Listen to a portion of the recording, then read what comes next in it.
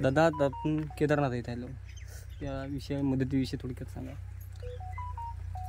आज आपण केदारगुड्याच्या या पावनभूमीत आलो आहे. तरी महाराष्ट्र किती जरी पुढे गेलेला असला तरी आज आपण बघू शकता की अनाथ मुलं असतात.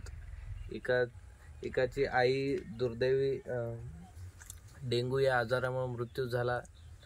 किमान एक 1-1.5 वर्षाचं चिमुकलं असेल, ते आज अनाथ झाले.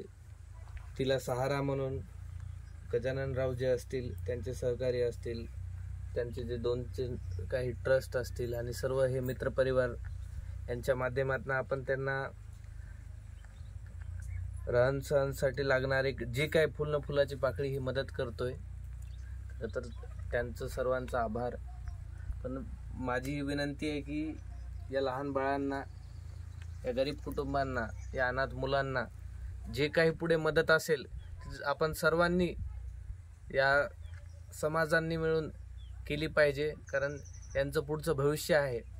आपल्याला काही नसलं तर